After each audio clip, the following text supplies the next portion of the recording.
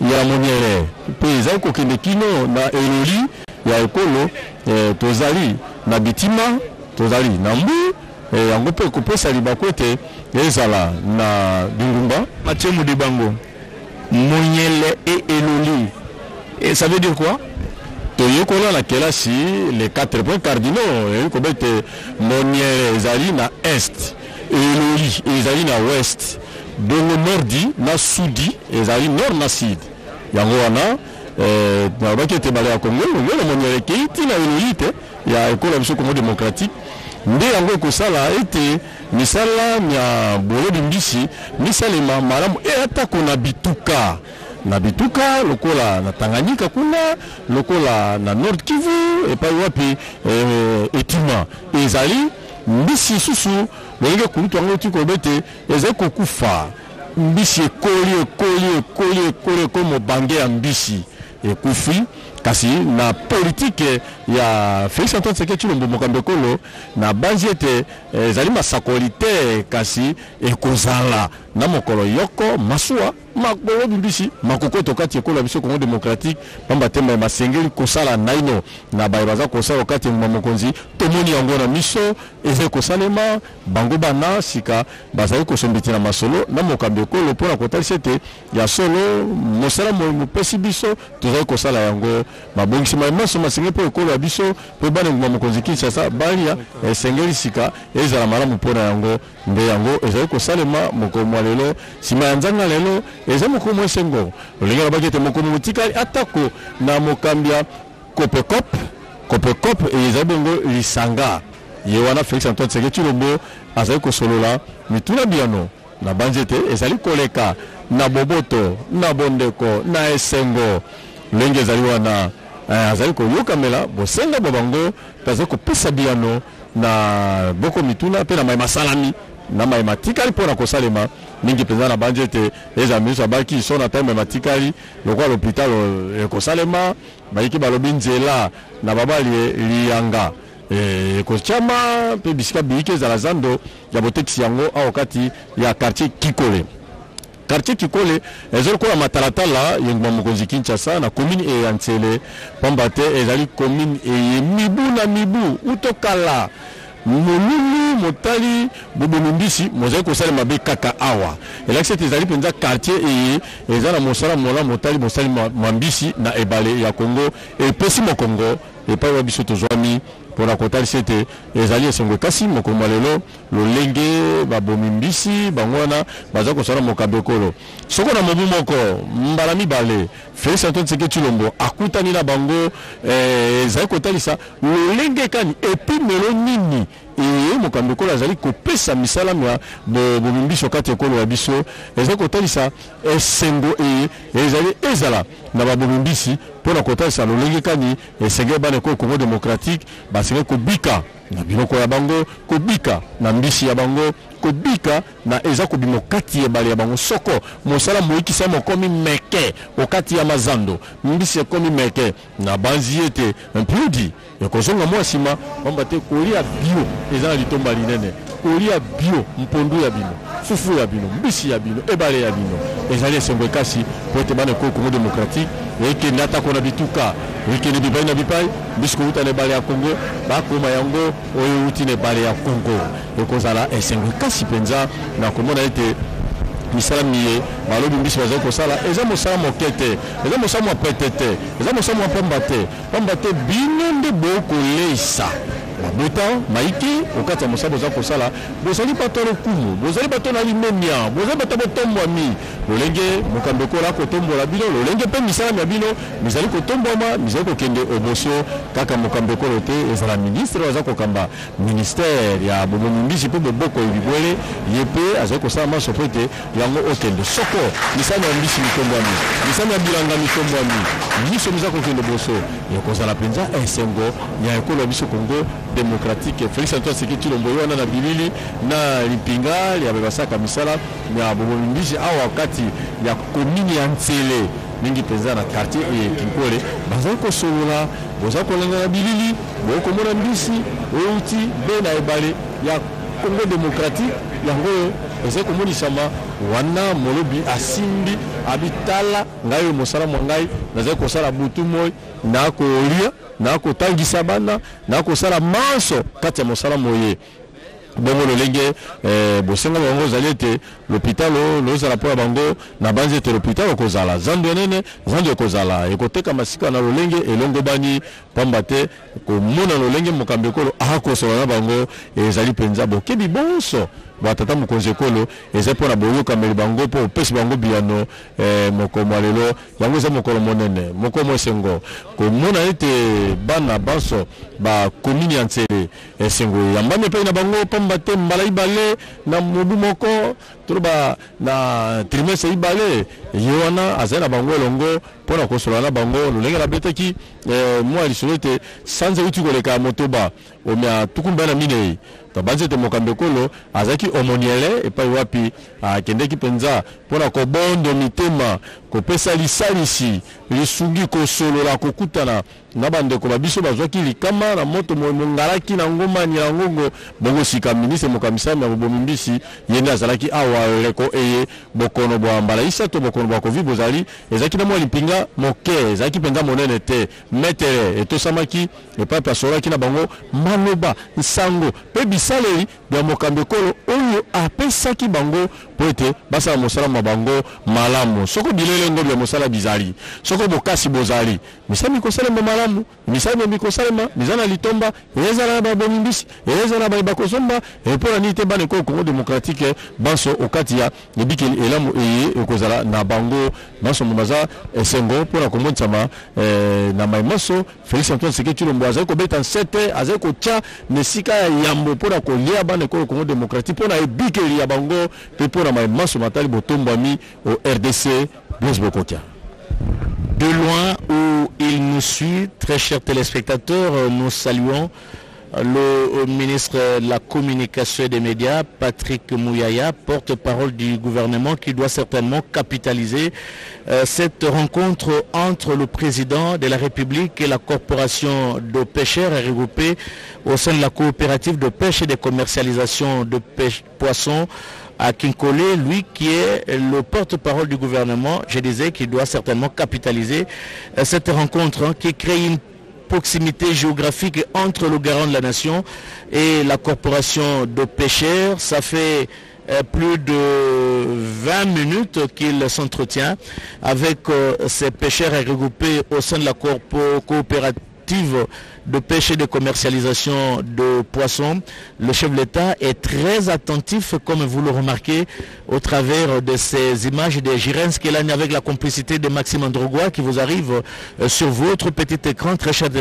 téléspectateurs. Il suit de très près et attentivement les préoccupations des pêcheurs, comme il avait fait l'autre fois, un dialogue franc, il n'y avait pas d'intermédiaire. À un moment, les services voulaient même arrêter cette rencontre. Il a dit non, je dois aller jusqu'à la fin, écouter les préoccupations des uns et des autres. Il l'avait fait aujourd'hui, il le refait, et il est juste en face des pêcheurs regroupés au sein de la coopérative de pêche et de commercialisation de poissons à Kinkole. Il est à l'écoute des préoccupations des uns et des autres. Là où il faut trouver des solutions dans l'immédiat, il va le faire. Là où il faut trouver des solutions dans les jours à venir, il va certainement le faire, parce qu'en moins de 4 mois, le président revient en face de cette corporation. C'est tout dire de sa détermination de soutenir ce corps de métier qui contribue à la sécurité alimentaire en République démocratique du Congo en général, et particulièrement dans la ville-province de Kinshasa qui a plus de 15 millions d'habitants. Il faut certainement une production locale pour nourrir cette population qui a besoin de vivre dans des conditions on ne peut plus décentes. Et le président a compris cette préoccupation de la corporation, de la population congolaise, pardon. C'est la raison pour laquelle il a donné le coup d'envoi de cette coopérative de pêche et de commercialisation. Ici, nous disons à Kinkole, demain ça sera à Kisangani, le lendemain ça sera à Bunia, et pourquoi pas l'opération s'étendre sur l'ensemble du territoire national. Mais ce que nous remarquons ici, c'est cette oreille attentive accordée par le président de la République aux membres de cette coopérative. Il écoute attentivement leurs préoccupations, il parle peu, peut-être demander quelques petites explications là où il faut un éclairage, mais le chef de l'État est à l'écoute des membres de cette coopérative, c'est une bonne chose. Wivine Njata, nous osons croire que le président, pourquoi pas venir demain ou le lendemain, les jours à venir à la RTNC pour également suivre les préoccupations des agents et cadres de la radio-télévision nationale congolaise, parce qu'ils ont énormément besoin d'une bouffée d'oxygène pour faire vivre cette maison. Yatilika mpangi blaze boko kia kundi maikele kundi maikele bitu kinakata kundi mati bonso punche sola na ba lobi mbisi mbasi mbile na banda na beto bampazi sambuti ya RTNC bitu kifingila limpi ni kusa sola na beto mpamba fe ali fana mpikuwa yini bitu kena yao bonso yukisa salama bubu yai awa na balobi mbisi alikusa sola na balobi mbisi tala mfumu ya insi yandi mosi na bao samu na kumunisa na yandi penza tia tileka tala mchini betike sa bisala na beto tala mampasi ya betike monaka tala betu zola mutindi yai ndiye pesa betu pidi yai ndiye pesa betu maboko na kusumba bafile ndiye pesa betu maboko na kusumba ndongisila bafana sumba ndongisila ndiye fana sumbila beto masuwa pesa betu nzila na kuloba mbisi mambo nyoso bona kata kusola kansina imetela yandi na bao kamera ikelefe betike baka na kintama mbomba ve balobi mbisi fana binisa yina baki na na ntima na kusolula tiyandi na kumonisa mabanza na bao mpamba ve baki na mpasi na ntima bazola bisana bako na ntwala samu na mpasi na bao baki sa solula mbuto yake talaka mambo ya kuloba mbisi mpe kusesa bibulu ali me baka mapana mbuto yake talaka mambo luzungu ya bantu anime baka mapana baki keka na kata kuwa kansi balobi mbisi ke solula na mfumu ya insi munoko na mbobo ba umosi nani general kasongo mboksa baka mapana baki likaka baki tana na mesi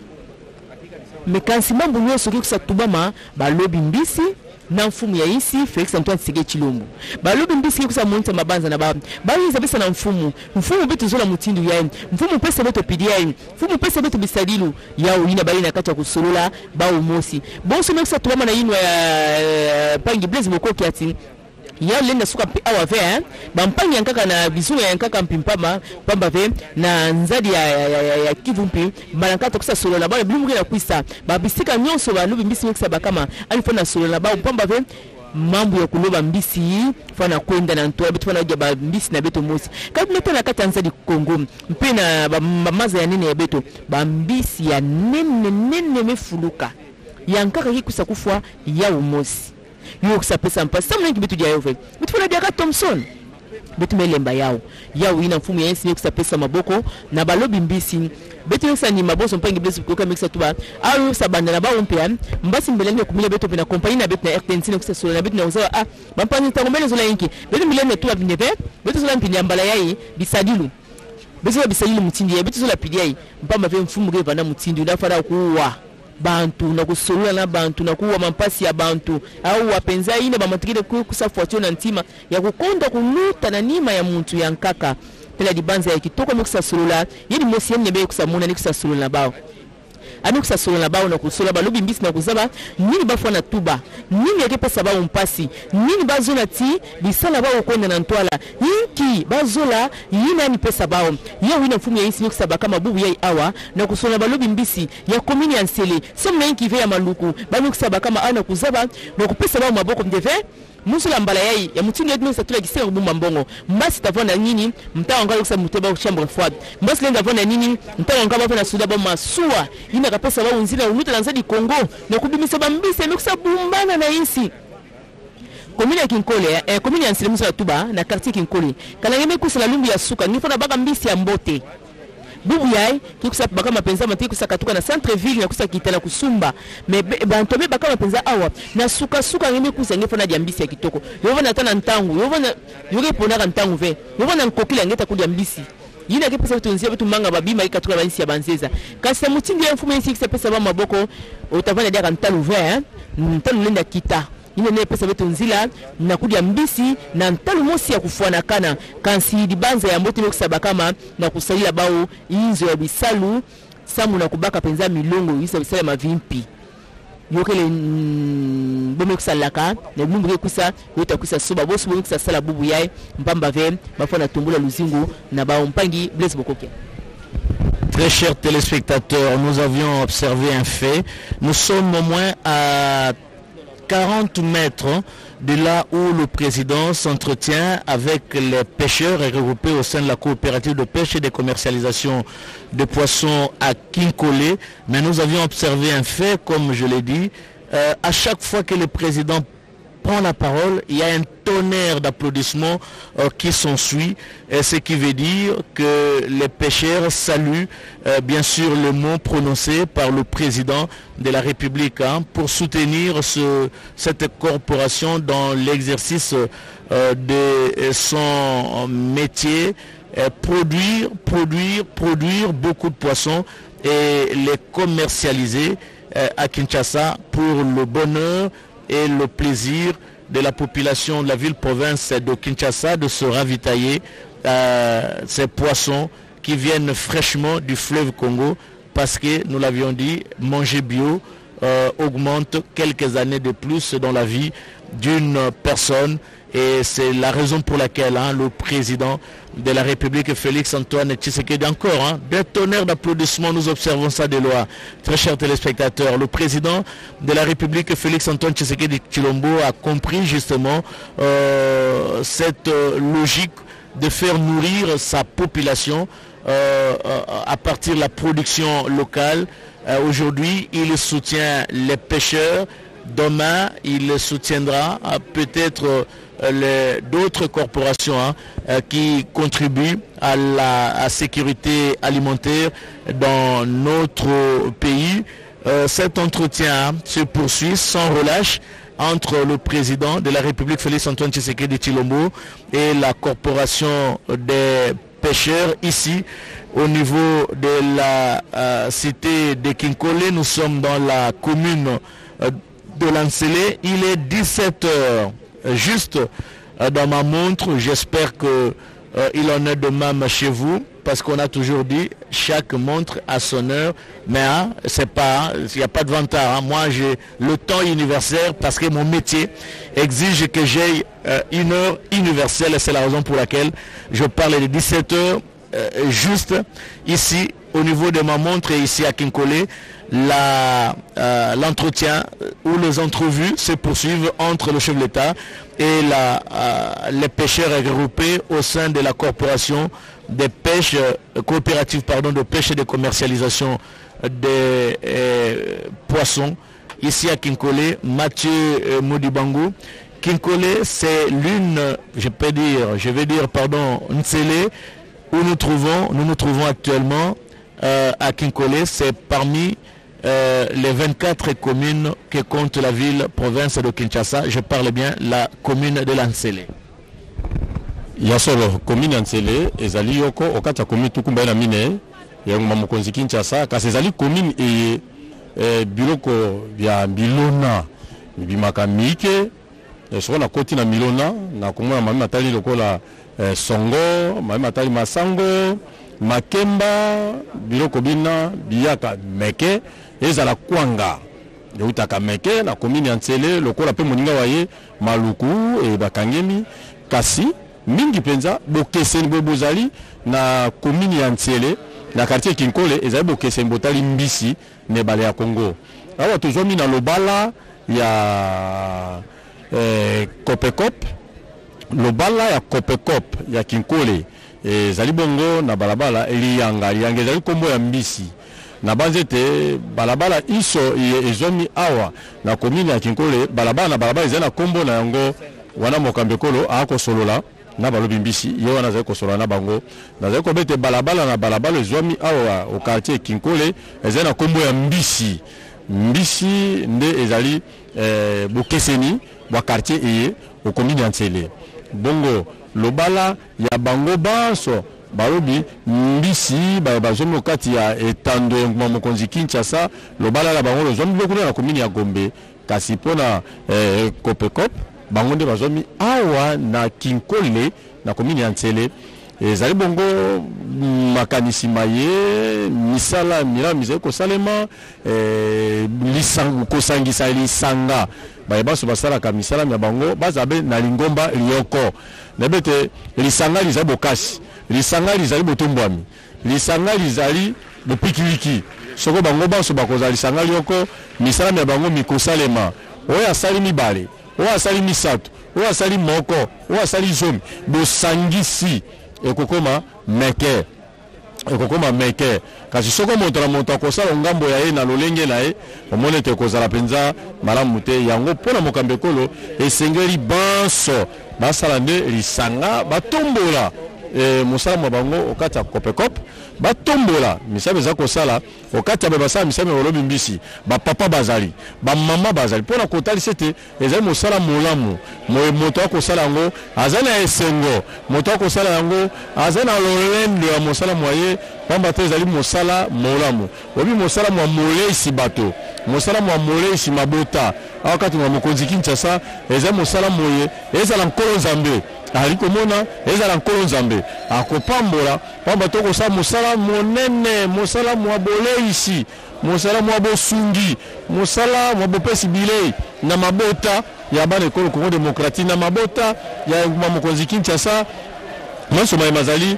mosala monene momoza kosalema bongo Félix Antoine Tshisekedi Tshilombo azali wana koyoka moko na moko likanisa zali kobimisa moko na moko oyo ezali bosenga boye mpona koyeba bongo kopesa eyano kotala ete biso banso yo esika ozali kosala ngai esika nazali kosala ngai mpe na elobeli ya ngai yo mpe kuna ozali kopepa ebale yo kuna ozali kobwaka monyama oyo mosusu akobeta ndobo ya ye mosusu akotambola na bwato mpona koboma mbisi biso banso soko tosangisi misala ya biso lisanga tosangisi misala ya biso bomoko tokosala mosala malamu tokotoma misala ya biso tozali kosala litombala yango ezala ebandeli ezala suka ezaka nde mpo bana ekolo bali ya malamu bali ya mbisi ya mai na kobeta sete mbisi ya mai eza kobima okati ya ebale ya bango moko eza kobima okati ya bitima ya biso moko kobima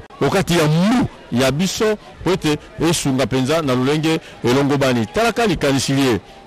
lizali kokutana emonisela mokambi ekolo okati ya mabanzo mabalobi mbisi ezali kobota soke emonisela mokambi ekolo eyinge okati ya bango oyo tozali komona bilembo byango omoni lelo ezo mesika eye bakobomba mbisi ezo mesika eye bakosala mosala botekisi mbisi malamu ebomba mesika eye bato banso bakutani pote mosala mwa bango mosalema malamu penza esengo ngai na moni yango kaka ngai te eza ndeko anga Blaise Bokokia lolenge balobi mbisi babeti maboko makasi epai na mokambi ekolo natalisi ete ya solo mosala mwa bango longonia mosala mwa bango moko kende oboso elongo na emoniseli ya Félix Antoine Tshisekedi Tshilombo alobaka ngo kata disikule ya ye mokolo akokamata mpivo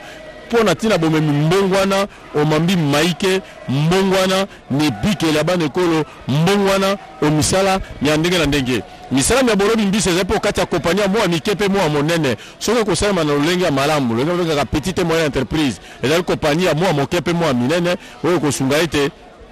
etombola misala miike bolobi mbisi ekopesa misala na bilenge bolobi mbisi ekokela bisika bya ndenge na ndenge bikosunga ete ezala quartier Kinkole o commune ya Nsele ezala quartier Nzike ezala commune susu ezwa pe ebikelela mu nzela ya commune yoko pamba te commune eyesoke boti malamu sala motali mbisi ekokende commune iso tokolia yango tokolia malamu kokoma au kati ya commune ya Nsele na quartier Kinkole ezala ko likamba te kokoma na opete okokuta yango na maboke lolenge tekamaka na tono lokole chami po mbise kenda kamara mona kwanga te ona bete ezala quartier Kinkole kwanga tekamaka nyoso ze ko salema nde yango mokambe kolo azali kokumisa misalami bango bazali kosala balobi mbisi azali kokumisa lolenge esaleli ya bango kasi sika alikete bayikisa lolenge akosala yango bayikisa motango mwa misabe ezali kosala po ete mbisi ekoma meke mbisi okati nguma mokonzi Kinshasa ezala okati ya mazando mbisi okati nguma mokonzi Kinshasa eyama na lolenge elongo bani wana makanisi masolo me mazali na mokambe kolo Blaise Bokotia.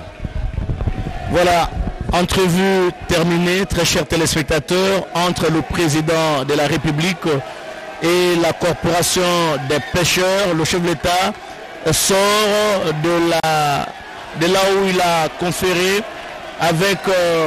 les pêcheurs. Il salue cette population qui a fait le déplacement de l'avenue Lianga pour accueillir chaleureusement le garant de la nation. Le voilà en gros plan. Qui va rejoindre d'un moment à l'autre sa Jeep pour regagner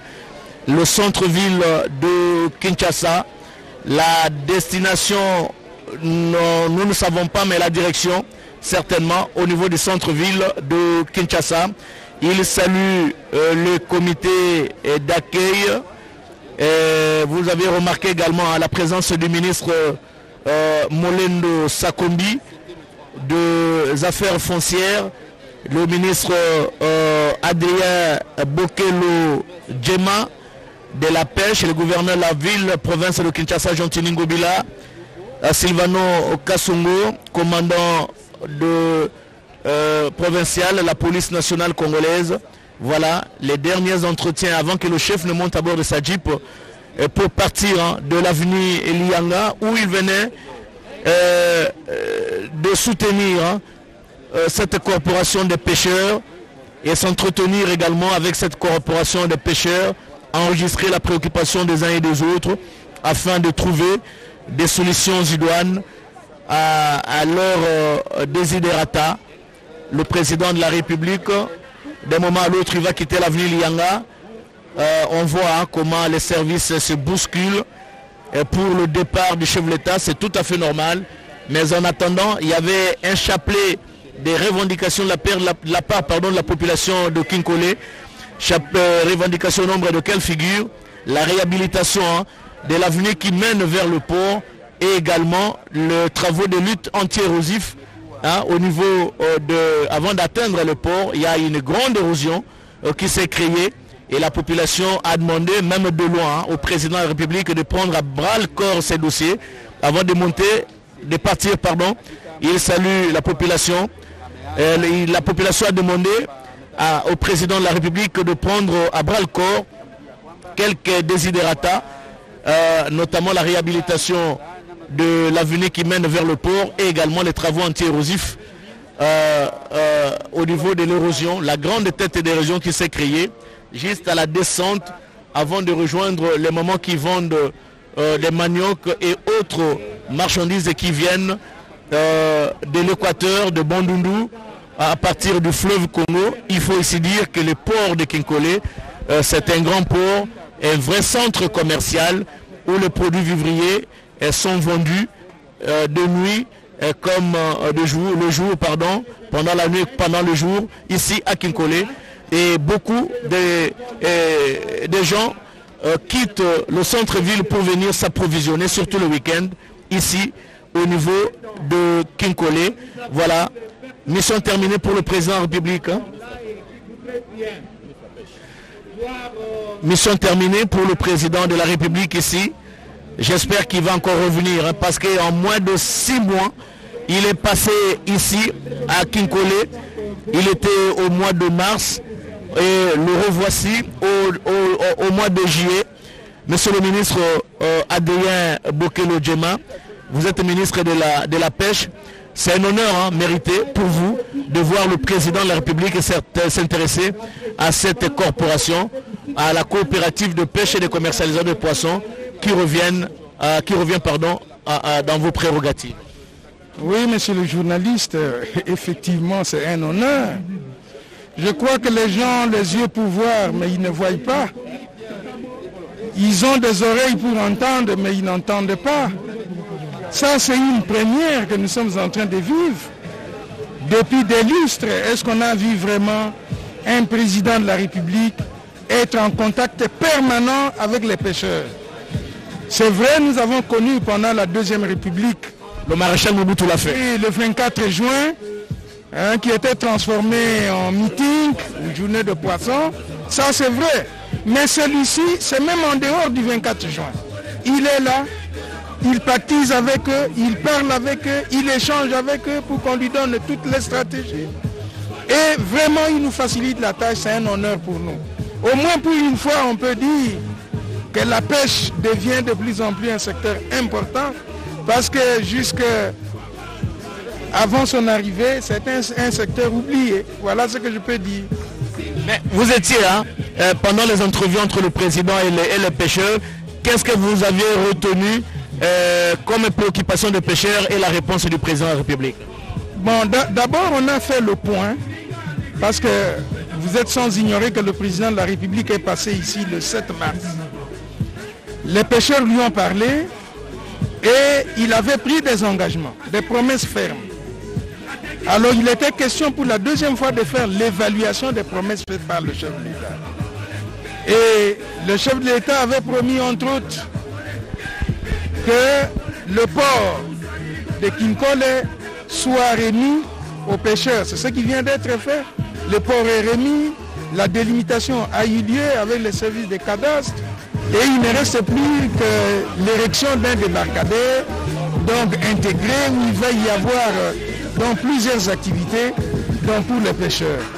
Bon, il y a l'aspect de l'Office national de pêche qu'il faut créer pour l'encadrement des pêcheurs. Bon, là c'est au niveau du texte. Le texte est déjà élaboré. Le texte est soumis au niveau du gouvernement national. Je crois que si ce n'est pas la semaine prochaine, l'autre semaine, on va l'examiner avant que le Premier ministre ne signe le décret, parce que l'Office national de pêche étant un établissement public, donc sa création doit être faite par décret. Et c'est ce qui va être fait et on va devoir mettre en application les dispositions donc, contenues donc, dans ce décret-là. Content d'avoir reçu le président de la République ici à Kinkole? Tout à fait content de l'avoir reçu, d'avoir parlé longtemps avec lui, avec les pêcheurs. Les pêcheurs se sont exprimés et vraiment c'est une satisfaction donc, du ministère au-delà d'être une satisfaction. Juste une question de Mathieu Modibango en Lingala, des questions posées au ministre de la Pêche. Excellence, Nasanza Motoba Tozalaki Awa. Au Pesaki, ma pêcheur, filet, ndobo, lelo, mokambeko yawa. Important signé je pesa mana o etali bolo bimbisi to bibole o katekolo abiso. Mais vraiment ndeko nakansi na uti koloba na lopoto biso nyonso toyebi que ndenge makambo ezako sama liboso secteur ya pêche ezaka lokola secteur moko yo penza bato babosana toyebi yango biso nyonso. Mais oyaye ya sika kosolola na ba pêcheur koloba na ba pêcheur koyokana na ba pêcheur. Qu'est-ce qu'on doit faire? Comme par exemple les siko to outil séance de travail na kosala nini gouvernement nangai et kosala lisusu nini balobi lokola balobaki le 7 mars. Alors le 7 mars tout ça la makamboana pour que dans les 3 mois 4 mois en tout cas tout meka quand même aussi ça dossier na bangoana par rapport na makambo bapozi. Est-ce que le ministère écolé sabambotama mbisi kaka oyo kobimana mabele na biso tokoza susu te na libanda ndeko wana eza etumba oyo tozobunda parce que wana nalobaki awa te po ezali eloko moko oyo esengelaki te naloba awa. En plus que il faut tozala na bapêcheur awa tozo encadre bango ezaka bapêcheur ya Kinkole te faut bapêcheur ya pays na biso mobile.